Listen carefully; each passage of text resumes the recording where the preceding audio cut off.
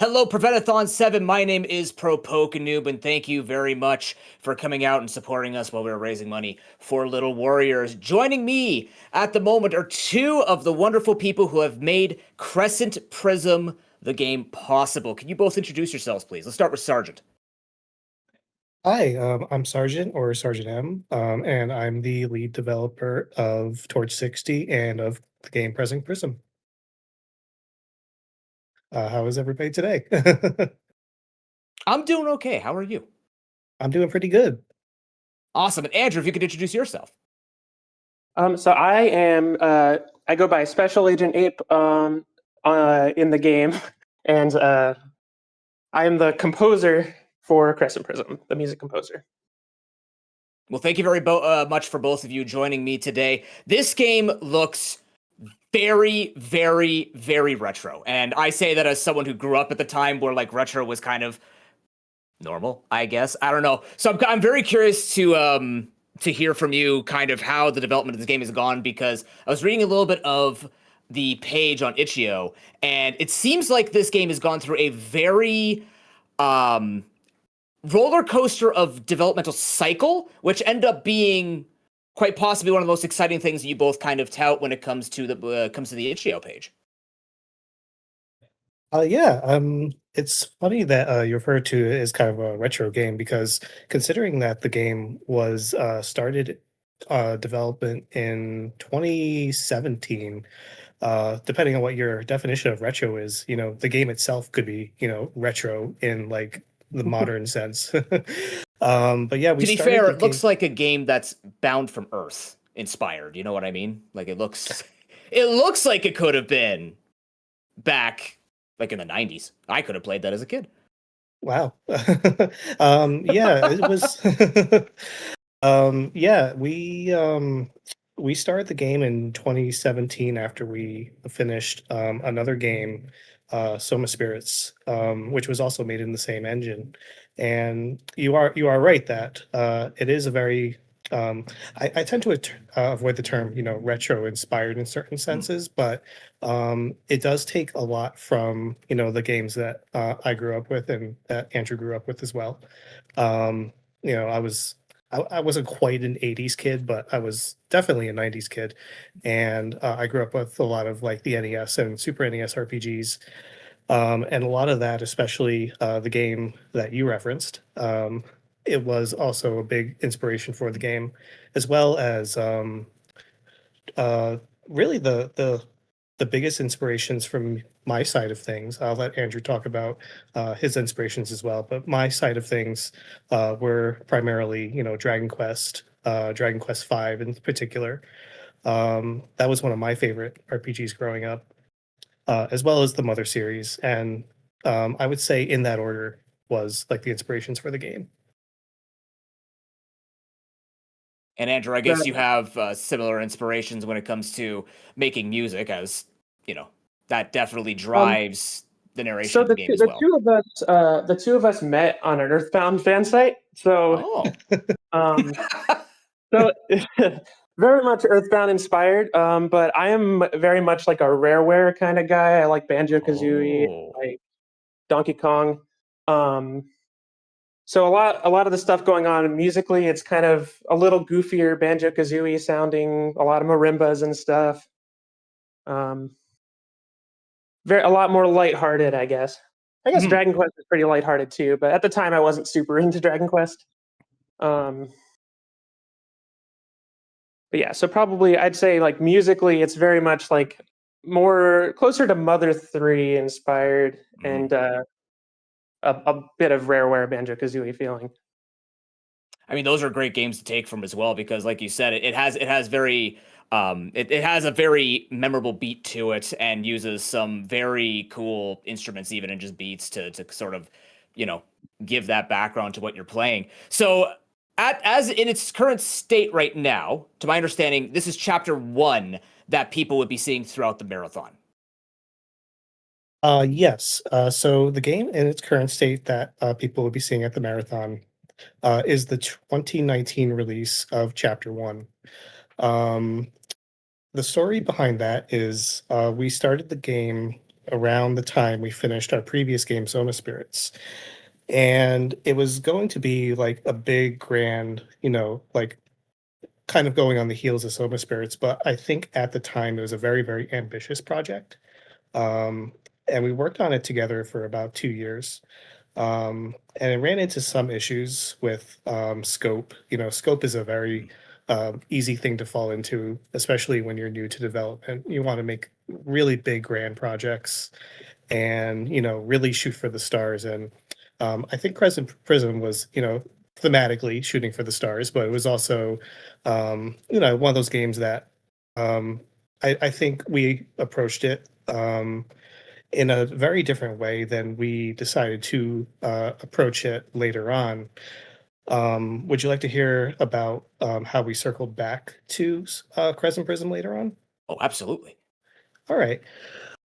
So after we made the decision not to continue Crescent Prism after we released Chapter 1, we had developed a good chunk of Chapter 2, and the quality that we were seeing at the time, at least on my side of things, was it was getting a little faulty. And then we kind of just circled back and said, maybe we can revisit this someday. But we ended up using a lot of the same ideas and themes from Crescent Prism into our next game, which was Soma Union, the sequel to Soma Spirits. So a lot of the work that went into Crescent Prism kind of just ended up in the next game. And then we made at least one more or two more games after that. And Andrew, do you want to elaborate a bit on that of what you were seeing music-wise when we circled back? Well, firstly, this was like the first big project that we did that we didn't finish. So it was always like it was kind of like it was like an abandoned soundtrack that like I was just kind of sitting on. And so like a lot of the tracks got repurposed for Soma Union and stuff. And now that we've kind of revived it, the whole soundtrack got like redone from scratch and like with our modern sensibilities and stuff. And for this like redone version, I've like kind of expanded the scope a little bit too to it's like dynamic music now, kind of bringing back that Banjo-Kazooie inspiration stuff. But with this original release, like I think it was one of the first. It was like the first big project I did after kind of getting my feet wet as a composer with Soma Spirits, because Soma Spirits was like I think it had like 70 tracks or something. But then even this game, like Chapter 1 on its own had like 30 or something tracks. Wow. And it's only kind of ballooned from there in the redone version. I think we're up to like a pretty ridiculous number, like more than some of our completed games. So kind of, it's always like one of those things where it was like, oh, I feel like some of this soundtrack stuff was some of my best work, and we just didn't kind of finish it. So revisiting it and kind of giving it a second attempt is kind of refreshing. So it's kind of strange to see that this old version is taking off a little bit. I'm personally a big sucker of those kinds of stories of products that are kind of left in the back and then brought out and repurposed, and then suddenly sort of that drive brings it even more forward and it starts to evolve, because it can lead to kind of that inspiration, as you were mentioning, to just want to continue to build out and improve upon the quality that you were originally achieving. So with this 2019 version, it's if I remember correctly, it's around 2024 that you are now looking to build upon this game. That is correct.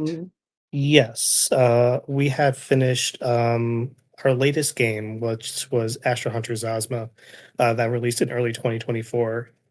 We were kind of like wondering what to do next, because Soma Union before that was like our big game, and then Astro Hunter Zazma was a little bit smaller scale, and then we were kind of looking at that and saying, well, where can we really go from here? We've been doing this for quite a while. Andrew and I have been friends for a long time, and we've been making games together since about 2015.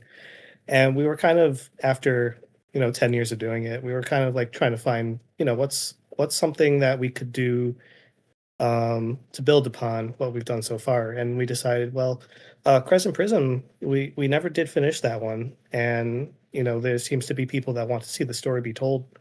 So we decided to go back to it. And it's been in development since about late 2024, kind of on and off. But we do definitely hope to, tell the story to its completion. So sort of what was the other than, excitement, because clearly you are excited to start working on the game again, but what was sort of going through both of your minds when you found out that especially speedrunning was starting to pick it up, which means now you're going to have people deep diving the mechanics of your game and wanting to really optimize it? How did that or did that have any impact on sort of your desire to continue developing Crescent Prism? So, you can go ahead, Andrew, if you want. So I think it's kind of an interesting thing to see this game in particular picked up, because part of the reason I think it kind of took off was because we released it as a standalone. It kind of made it into like accidentally a digestible, like short form RPG that like people could pick up, learn the couple dungeons that we have, and that kind of makes it for a pretty good speed game, I think. If anything, it was always like kind of strange to me to see like this. I mean, it's like the indiest of indie games, and like people occasionally kind of message us about it, and like, oh yeah, this, like, we played this one, it was great. So, if anything, it's weird to have any eyes on it at all. But you never underestimate the indie community. They're always going to find gems like this and pick it up. So just to build upon what you were saying with digestible dungeons and mechanics, can you give us an example of one or two that might be very conducive to making it a very good speedrun to learn? I think, at least from my perspective as a developer, having seen the speedrun be done, one of the things that is a huge, almost sort of a relief for me, is seeing that the game is mostly being done without major like skips and glitches, which might not be very exciting on the viewer side of things. Because when I'm watching speedruns, I like to see things being broken. But when I see the game being run mostly as intended, it's like, as a programmer, I'm like, woo, I made something kind of solid and not very broken, and that makes me feel good. But I'm always interested to see, the new things that people find when they're doing runs. And, I forget the exact term for it, but, when, we get to a point where the game is at its like, its perfect state of speedrunning, where you can't like make too many more improvements to the formula or the run formula. It's really exciting to see people strive for that. Like, it's a sense of community that I love, telling each other, the tips and the tricks to make the most efficient run possible. Like, I really love seeing that. I know I didn't quite answer your question, but I hope that, that at least provides a bit of insight into what I love to see when people are running the game and other games too. I think with RPGs specifically, like it's all about like encounter optimization, and you're kind of like trying to like skip, like you don't level up very much in a speed run because you can't grind it out, or like you can't waste time on a random battle or whatever.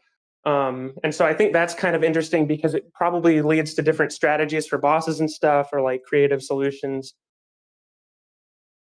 Yeah, and I think just as an RPG runner myself, that's always been sort of the interesting thing. You say there might not be a lot of glitches, but the optimization within RPGs is kind of what makes RPGs exceptional, and it does sort of reassure you, like you said, that it's built well and people have found a way to beat it the most optimally. Is this give you confidence that, because you said like it's going to bring you a little bit of a different direction when you further the development of Crescent Prism? Has it sort of guided you in any way to revisit certain mechanics or calculations within your games going forward? Yeah, I will say that with the rebuild of Crescent Prism, there are, we're not doing a one-to-one remake of the game. It's, we're revisiting mechanics, such as the moon phases are going to be a different system now, called Moonlight. And that's just one example. There's encounter changes, there's balance changes, and the general flow of the game is going to probably be a lot different. But I also try to my best to design things with speedrunning in mind, especially now that I'm seeing these games in the scene. Trying to cut down on potential frustration and keeping those bugs fixed so that people don't run into like really nasty stuff that could ruin a run. Try to do things as much for everyone's benefit as possible. I mean, that's. I know. Go ahead, yeah. I know with our later projects, we've also included like certain optional features like locking experience points or like encounter changes and stuff with like just like general quality of life stuff from our future works are kind of being backported into this one. Awesome. And I think that kind of does help also with sort of speedrunner-y kind of.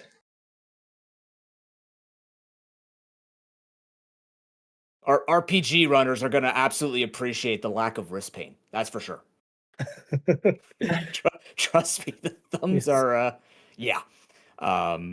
That's good to hear. You know what? I'm glad that you're both having such a wonderful time with this project and are able to revisit it and build upon it. I guess sort of my final question for both of you is, being here on Prevent-A-Thon 7 in support of Little Warriors, what is it like what are you looking forward to most that you hope the viewers will see from Crescent Prism throughout the speedrun?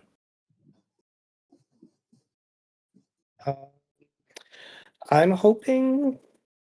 Let me think about this for a minute. I'm hoping that people will just have a good time watching the game, and the marathon is going towards a good cause. And I actually just learned about this marathon very recently, and I even more recently learned that the game was going to be run. I guess the thing that I'm really looking forward to is, I hope that people who do watch Crescent Prism and the runs and this marathon, I hope that the games, not just our game, will make a difference to someone, and that the cause of the charity will also make a difference to someone out there as well. Yeah, I think it's wonderful to see a small game like ours also be kind of highlighted in front of a lot of eyes, kind of. And I think like we make our games with the intent of making fans happy and stuff, and so hopefully like the good vibes of the game will be good for a marathon like this. We're always I hope we looking can for make some someone good vibes. smile. I love that. Thank you. I mean, I always appreciate when devs are always looking to make just the experience incredible and hope that it can make a change in someone's life, just like we're trying to do here when we were raising money as well. So thank you very much, Sgt M and Secret Agent Ape, aka Andrew, for joining us and talking about Crescent Prism. Congratulations on making it a Prevent-A-Thon. I hope you both enjoy the show. Thank you so much for having us. And with that, everyone have a wonderful day too at Prevent-A-Thon 7.